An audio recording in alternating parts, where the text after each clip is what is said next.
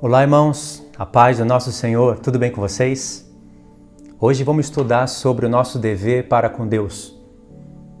Queria perguntar para vocês, vocês têm entregado o seu dízimo ao Senhor? Todos nós temos uma lei da parte de Deus de entregar o dízimo, as primícias ao Senhor. No vídeo de hoje eu quero ensinar para vocês o que é entregar o dízimo para o Senhor. Eu vou ler um texto da palavra de Deus que se encontra em Malaquias, mas depois nós vamos seguir uma sequência de textos. Queria que você prestasse bem atenção nesse vídeo mesmo. Esse vídeo pode mudar toda a sua vida. Tudo. Só nesse vídeo. Você tem que abrir o coração para escutar as palavras desse vídeo. Se você não concorda no início, vá até o fim. Tá bom? Vamos lá. Eu vou tentar ser o mais breve possível. E aí eu vou fazendo algumas perguntas para vocês meditarem. Malaquias 3, a partir do verso 8. Roubará o homem a Deus? Todavia vós me roubais e dizeis, em que te roubamos? Aí Deus responde, nos dízimos e nas ofertas. Com maldição sois amaldiçoados, porque a mim me roubais, vós, a nação toda. Aí Deus dá a lei para o povo. A lei da misericórdia. Trazei todos os dízimos à casa do tesouro, para que haja mantimento na minha casa. E provai-me nisto, diz o Senhor dos Exércitos, se eu não vos abrir a janela do céu e não derramar sobre vós bênção sem medida. Por vossa causa repreenderei o devorador, para que não mais vos consuma o fruto da terra. A vossa vide no campo não será estéril, diz o Senhor dos Exércitos. Presta atenção no verso 12. Todas as nações vos chamarão felizes, porque vós sereis uma terra deleitosa, diz o Senhor dos Exércitos. Deus está dizendo, se vocês fizerem isso que eu estou dizendo, entenderem a minha palavra, todas as nações da terra vão olhar para vocês e vão falar, esse povo é abençoado. Aqui Deus usou palavras literais que acontecia no tempo da antiga aliança. Deus realmente abria a chuva, abria a janela do céu e chovia sobre a plantação deles. E através da plantação, eles pegavam os primeiros frutos. Isso é chamado de primícias. E através dos primeiros frutos, entregavam para Deus. E esses frutos eram distribuídos para os levitas, para as viúvas, para os pobres, para os necessitados. Era justiça para todo o povo, só olhando nas coisas literais. Deus poderia pedir ouro e prata como dízimo, mas Ele não pediu. A única ocasião em que Deus fala que o povo poderia pegar o dízimo e trocar por dinheiro seria quando eles morassem longe demais do templo. Então não teria como eles trazerem todos os frutos, todos os primeiros dos animais, os primeiros dos frutos da terra. Não teria como. Então Deus disse para eles, pega, vende e traz o valor com vocês. Quando vocês chegarem perto, aí vocês vão comprar o que o coração de vocês desejar. Mas animais, os primeiros, sem defeito, cordeiro sem defeito, todas as primeiras crias sem defeito, primogênito. E os frutos da terra, sempre os primeiros. E aí entrega para Deus. Deus não queria ouro e nem prata. Ele queria frutos da terra excelentes. Ele queria animais sem defeito. Tudo isso Deus queria trazer essa mensagem no seu Filho e na igreja. Mas os homens perverteram em dinheiro. Então, se isso não fosse assim como eu estou falando, como se cumpriria o verso 12? Todas as nações vos chamarão felizes, porque vós sereis terra deleitosa, diz o Senhor. Como que vai se cumprir isso? Se todas as denominações do mundo inteiro cobrassem dízimo, porque não cobram, todas não cobram, algumas são sensatas, e todos fossem convencidos a dar o dízimo, os 10% do dinheiro, Mesmo assim, nem metade das nações da terra consideraria o povo de Deus uma terra deleitosa. Como vai se cumprir esse texto? Eu vou ensinar para vocês. Não tem nada melhor, irmãos, do que aprender sobre as primícias com o pai e com o filho. Duas testemunhas, o pai e o filho. Vamos ver como eles trabalham com as primícias. Em poucas palavras dá para fazer isso. A lei diz que por boca de 2 ou 3 testemunhas toda a palavra se confirma. Então eu vou pegar o testemunho do pai, o testemunho do filho e o testemunho da igreja. Aí por boca de 3 pessoas a palavra se confirma. Em João 3,16 eu marquei aqui um texto, é um texto que todos conhecem. Mas está escrito que Deus amou o mundo de tal maneira que entregou o seu Filho, para que todo aquele que nele crê não pereça, mas tenha vida eterna. Deus amou o mundo. Ele amou o homem, com certeza, mas amou todo o resto da sua criação. Não pensa que Deus não amou o sol, a lua e as estrelas e a terra, porque Ele também amou. Porque Ele fez o homem para governar sobre todas essas coisas. Embora o homem seja tão pequeno e o sol tão grande, o sol obedece leis a favor do homem. A lua e as estrelas também.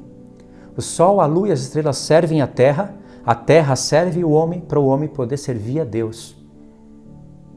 E quando Deus fez a sua criação sabendo de tudo o que ia fazer e de tudo o que ia acontecer, Ele tinha que dar o seu melhor para o homem, para Ele resgatar o homem. Deus, quando foi entregar algo para resgate do homem, Ele não entregou nenhuma outra criatura, por mais excelente que ela fosse. Ele entregou o seu próprio Filho. Um dia o Filho era com o Pai, invisível. O Pai ninguém pode ver, mas o Pai queria se revelar através do Filho. Fez a imagem do Filho como prototipo, criou a imagem de um homem. E ali criou tronos, principados e potestades, anjos e todo o reino celestial. E aí o próprio Filho veio a existir como imagem visível, revelando o Pai que é invisível. A própria fé foi gerada, porque Ele foi gerado de algo que foi invisível. E depois o Pai criou a terra. Só que a terra se tornou o que Ele sabia que iria se tornar. Quando Ele criou, Ele foi dizendo, é bom, é bom, é bom. Foi bom. Quinto dia é bom. Mas quando Deus cria o homem no sexto dia, Ele fala, é muito bom. Sabia tudo o que ia acontecer e tinha que resgatar a terra. Tinha que resgatar o homem. Então Ele entrega o seu Filho. Se fôssemos usar a linguagem bíblica, a linguagem da palavra, Deus entregou as suas primícias. O melhor do céu, Ele deu. Fez o seu Filho se fazer homem. Deus, o Pai, deu as primícias. Não tem como negar isso. Ele deu o seu melhor. Não tinha nada melhor que o Filho lá no céu. E aí o Filho veio. Se o Pai deu o seu melhor, o Filho também não iria entregar o seu melhor para o Pai? O testemunho do Pai já ficou, claro. Ele deu o melhor, o seu Filho. E o Filho também tinha que dar o melhor para o Pai. E sabe qual que é o melhor do Filho? É a sua esposa. Esse é o melhor que o Filho iria entregar para o Pai. Tudo isso porque Ele amou o mundo. O sol, a lua, as estrelas. Ele vai ter que ferir terça parte do sol, terça parte da lua, terça parte das estrelas, para castigar os homens que não obedecem a sua palavra. Mas Ele vai resgatar tudo isso de volta. Isaías diz que a luz da lua será como a luz do sol, e a luz do sol 7 vezes mais. Você já imaginou o efeito que isso vai produzir na Terra? E essa Terra será o milênio, aonde o Filho, o Cordeiro, estará com as primícias. Ele vai fazer o resgate da terra todinho por causa do seu filho. E o filho vai ter uma alegria que não tem como explicar, porque ele vai ter homens remidos na presença do Pai. Vamos ler João 17, a partir do verso 24. Só 2 textos para vocês entenderem o que eu estou falando. João 17 é onde ele está fazendo a oração, é chamada de oração sacerdotal. Mas eu separei, é muito bonito todos os textos, mas eu separei aqui 2.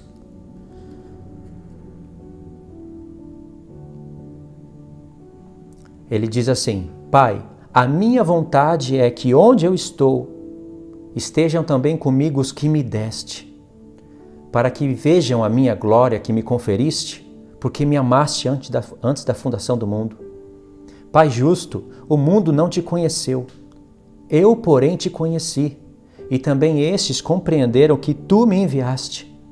Eu lhes fiz conhecer o teu nome, e ainda farei conhecer, a fim de que o amor com que me amaste esteja neles, e eu neles esteja. Aqui é a oração de um sacerdote que vai entregar tudo para o Pai, o seu melhor para o Pai. E ele pede para o Pai: Pai, o Senhor vai voltar à glória que eu tinha antes. Eles serão um comigo e eu sou um com o Senhor.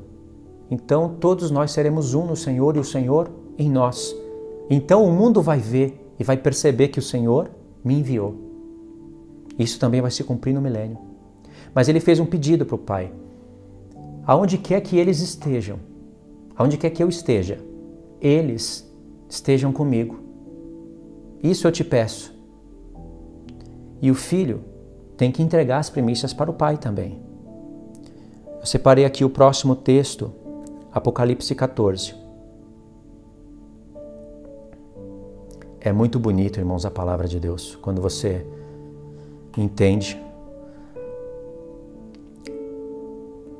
Apocalipse 14, verso 1 e depois o verso 4. Olhei, e eis o Cordeiro em pé sobre o monte Sião, e com ele 144.000, tendo na sua fronte escrito o seu nome e o nome do seu Pai. Verso 4. Quem são esses, irmãos? São esses os que não se macularam com mulheres, porque são castos, são virgens.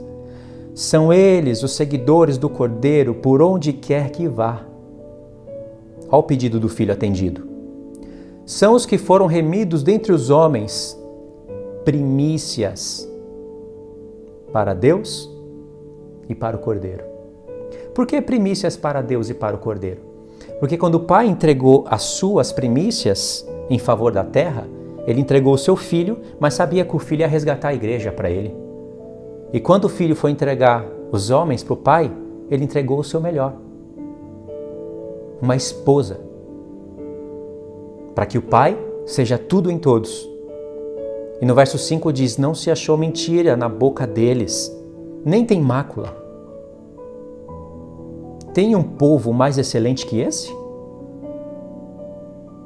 Como que eu separaria a igreja desse povo?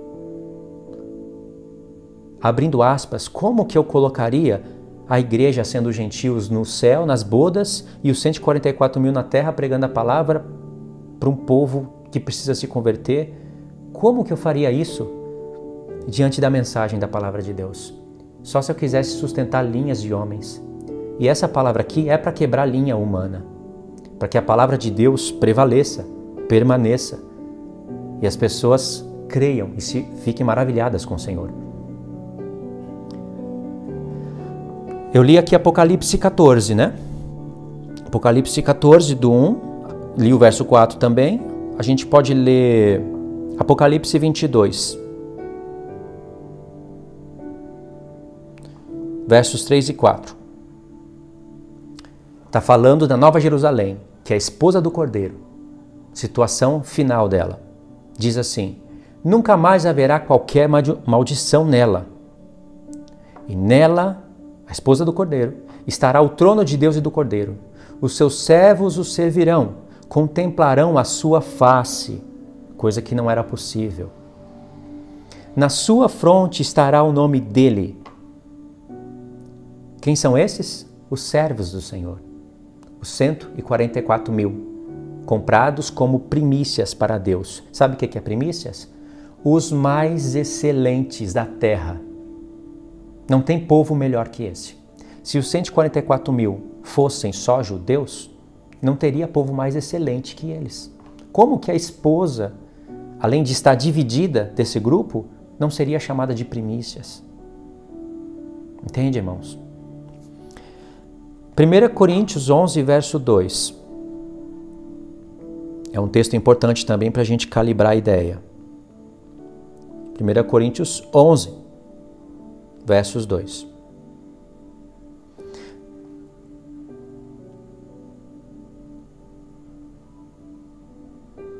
Eu acho que é 2 Coríntios. O texto que eu ia ler aqui não bateu. Marquei errado no papel. 2 Coríntios 11, verso 2.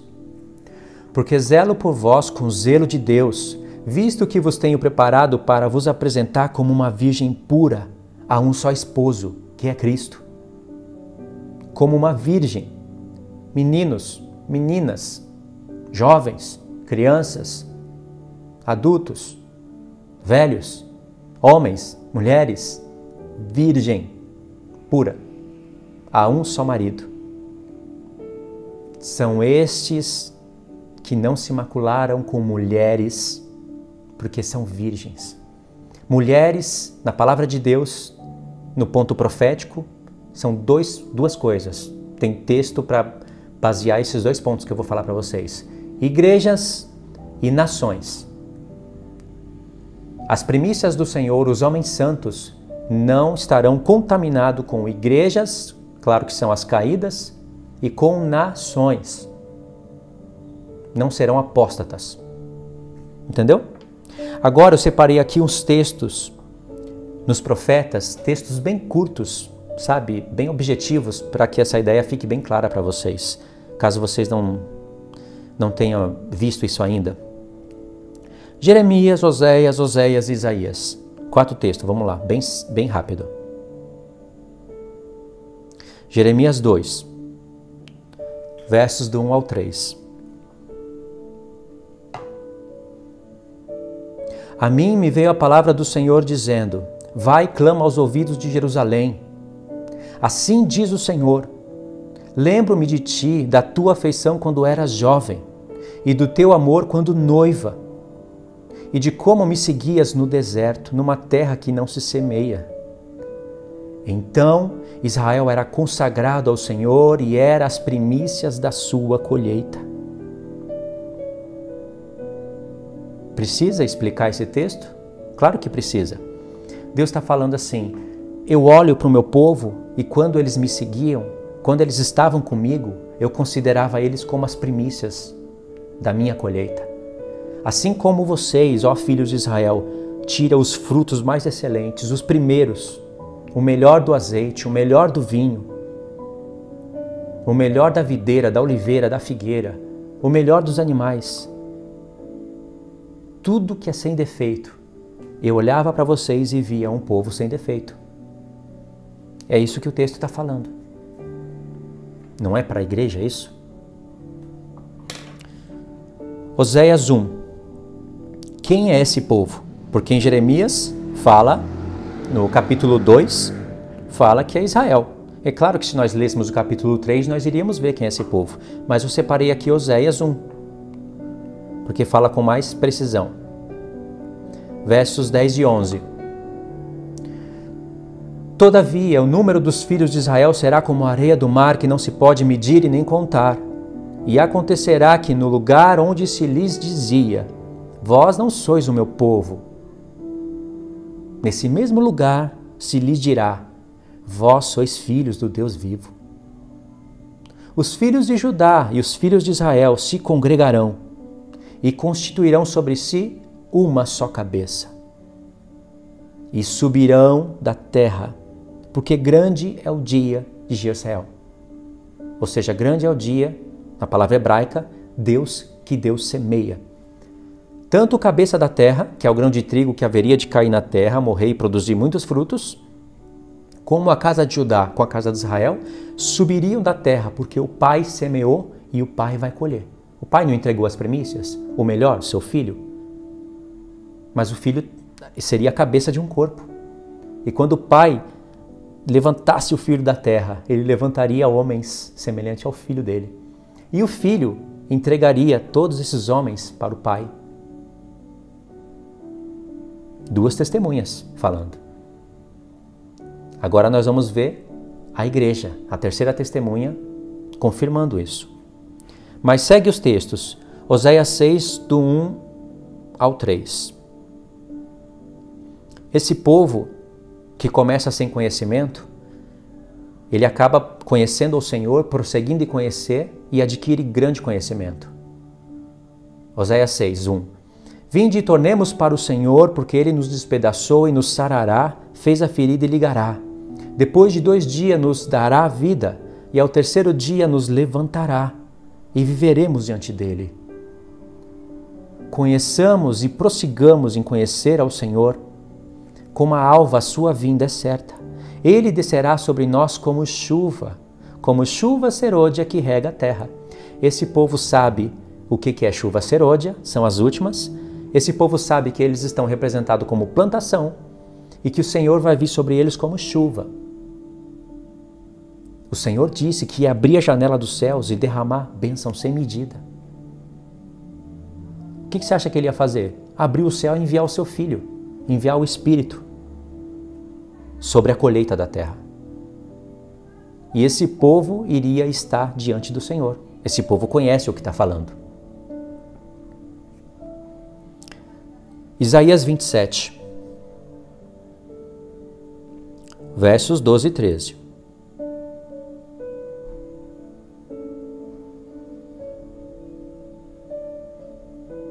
Naquele dia em que o Senhor debulhar o seu cereal, desde o rio Eufrates até o ribeiro do Egito, vós, filhos de Israel, sereis colhidos um a um.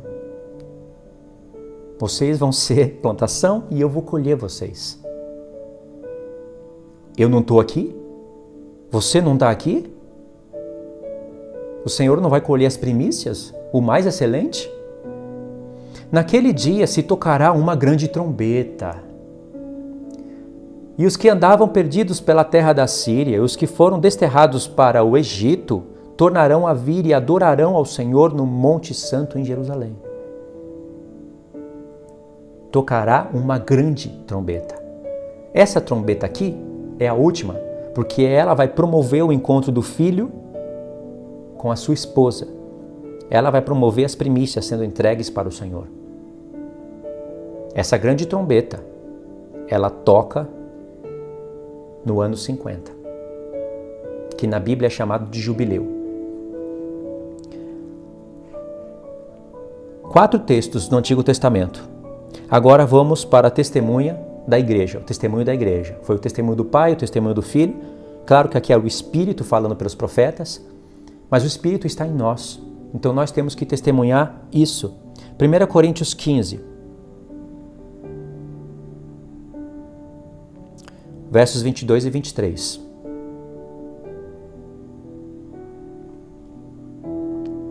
Versos 20, 22 e 23. Mas de fato Cristo ressuscitou dentre os mortos, sendo Ele as primícias dos que dormem. Ele ressuscitou primeiro. Foi chamado de primícias no plural, porque Ele tem um corpo também. Mas Ele foi o primeiro. As primícias dos que dormem, porque os que dormem nele haverão de ressuscitar por Ele. Verso 22. Porque assim como em Adão todos morrem, assim também todos serão vivificados em Cristo, cada um, porém, por sua ordem. Cristo, as primícias, depois os que são de Cristo na sua vinda. Paulo, mestre dos gentios, o maior entendido nas festas do Senhor, colocou a ressurreição em 2 ordens e a vinda do Senhor em uma só vinda. Cristo ressuscitou primeiro. Primeiro Cristo, as primícias. Depois os que são de Cristo na sua vinda. Não está nas suas vindas? Não tem 3 colheitas?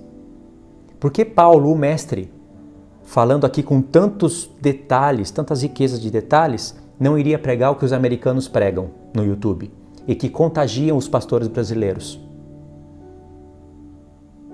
Compreendeu? O que importa é compreender que Paulo está falando da ressurreição do Filho, da igreja, na sua vinda, e chama o povo de primícias, porque o povo é primícias na base de Cristo, as primícias. Ele não pode ser chamado de a primícia, porque ele tem um corpo. Ele tem a igreja como membros do seu corpo. E já que Paulo está falando de ressurreição, ele não poderia deixar de falar o que ele vai falar aqui no verso 51.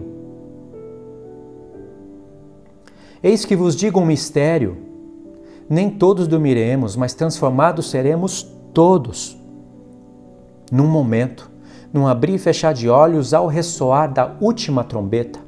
Essa é a grande trombeta de Isaías 27. A trombeta soará, os mortos ressuscitarão incorruptíveis e nós seremos transformados.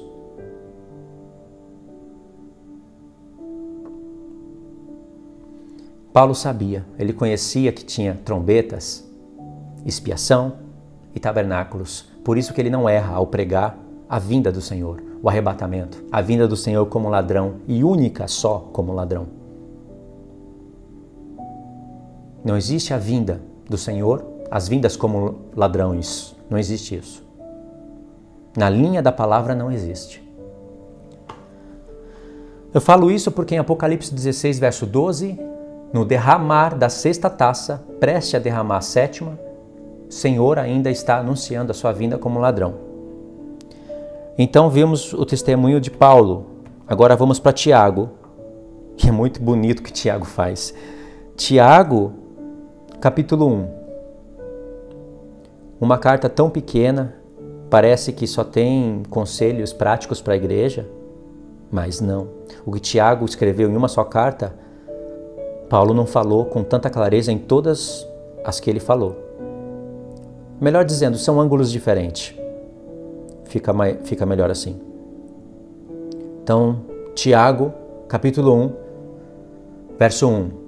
Tiago, servo de Deus e do Senhor Jesus Cristo, as 12 tribos que se encontram na dispersão, saudações. Ele está escrevendo para as 12 tribos.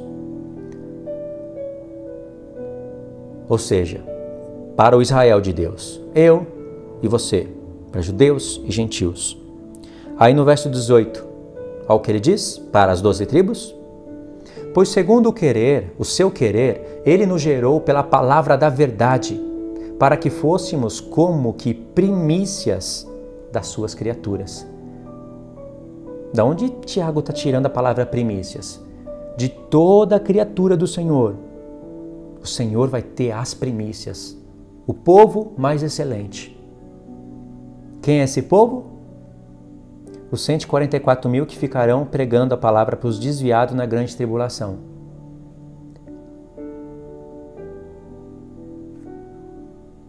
Jamais a gente pode pensar e crer assim.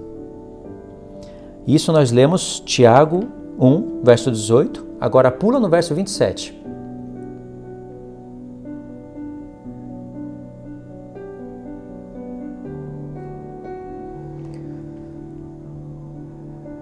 Verso 26, eu esqueci de anotar aqui, verso 26 e 27. Anotei aqui para mim para eu usar isso em outras mensagens. Se alguém supõe ser religioso, deixando de refrear a língua, antes enganando o próprio coração, a sua religião é vã. A religião pura e sem mácula para com nosso Deus e Pai é esta: visitar os órfãos e as suas viúvas nas suas tribulações, e a si mesmo guardar-se incontaminado do mundo. Paulo fala que as primícias é o povo de Deus. Paulo não, é Tiago, né? Fala que as primícias é o povo de Deus e que a religião pura que esse povo deve praticar é isso: servir de alívio para as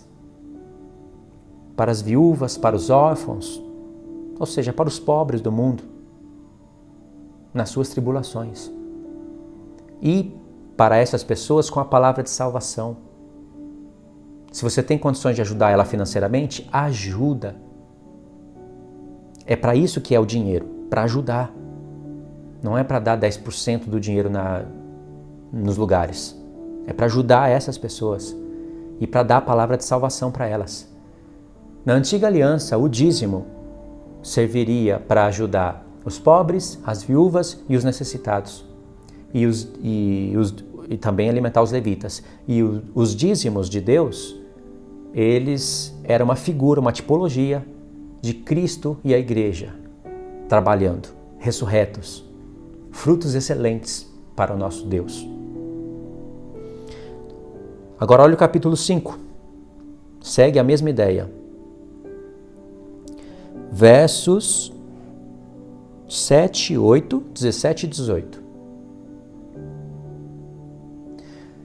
Tiago vai finalizar sua carta. Falou de primícias, claro que ele tem na mente aí os frutos da terra, as chuvas, a vinda do Senhor. Sede, pois, irmãos, pacientes até a vinda do Senhor. Eis que o lavrador aguarda com paciência o precioso fruto da terra, até receber as primeiras e as últimas chuvas. As primeiras estão nas primeiras festas. As últimas chuvas desencadeiam as últimas festas. As últimas chuvas começaram no Pentecoste, mas pega primícias, ou trombetas, expiação e tabernáculos. E aí Deus colhe os seus frutos para levar para os tabernáculos. Sede vós também pacientes e fortalecei o vosso coração, pois a vinda do Senhor está próxima. Falou de chuva serôdia, frutos da terra, primícias, e está falando da vinda do Senhor. Será que é por acaso que ele falaria isso no verso 17, nos versos 17 e 18? Elias era homem semelhante a nós, sujeito aos mesmos seus sentimentos, e orou com instância para que não chovesse sobre a terra. E por 3 anos e 6 meses não choveu. 3 anos e 6 meses. E orou de novo, e o céu deu chuva, e a terra fez germinar os seus frutos. Sabe o que Tiago está dizendo?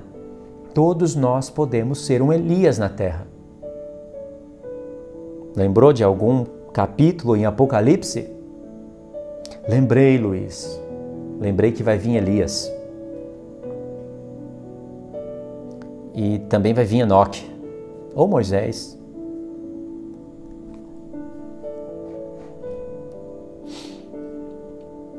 Agora Amós, capítulo 8. Esse texto é muito profundo.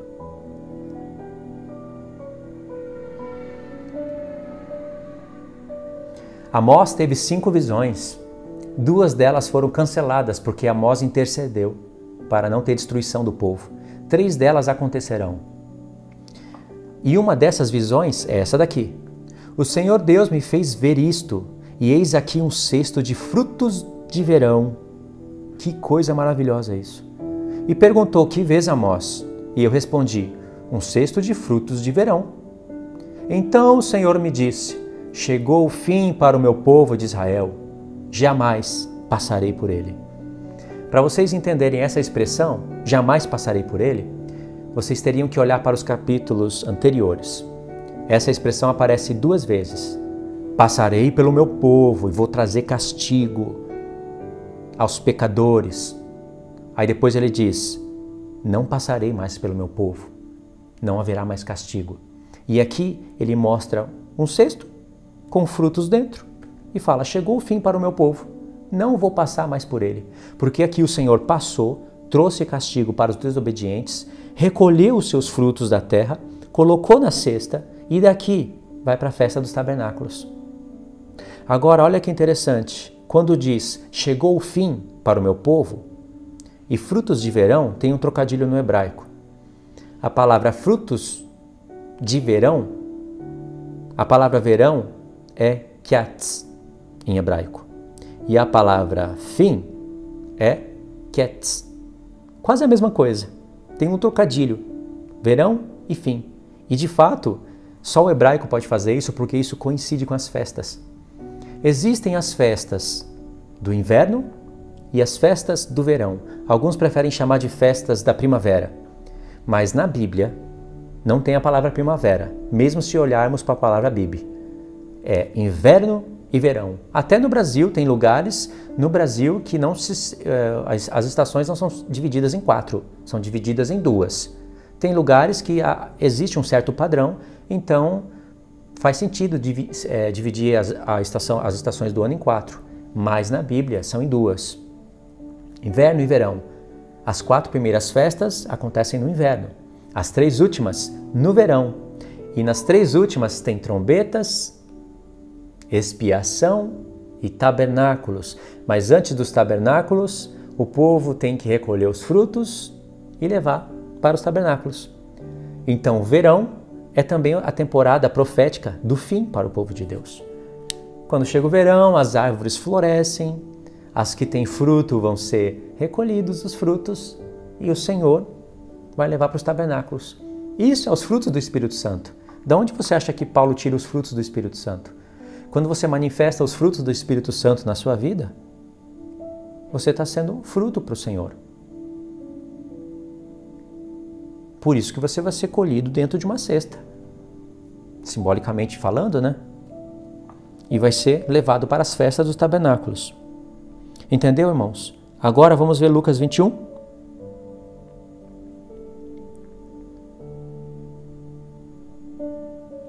E vocês vão começar a entender algo que era muito difícil de se entender. Do 21 ao 33.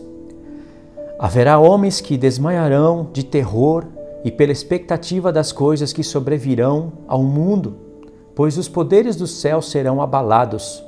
Então se verá o Filho do Homem vindo numa nuvem, com poder e grande glória.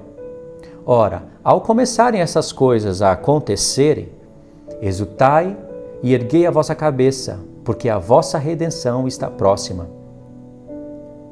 Se eu lesse um pouquinho antes, nós iríamos ver toques de trombetas. E o Senhor disse, quando começar a acontecer essas coisas, a vossa redenção está próxima. Essa redenção cai certinho no dia da expiação. Paulo diz em Efésios, em Coríntios, que nós fomos selados com o Espírito para o dia da redenção, no singular, porque Paulo sabia que Jesus morreu na Páscoa, ressuscitou nas primícias, ascendeu aos céus, derramou o Espírito Santo no Pentecoste e aí fechou o primeiro ciclo das festas do inverno e que no futuro ficariam 3 festas para fechar a etapa do trabalho do Senhor. Trombetas, expiação e tabernáculos. E expiação é a mesma palavra para redenção.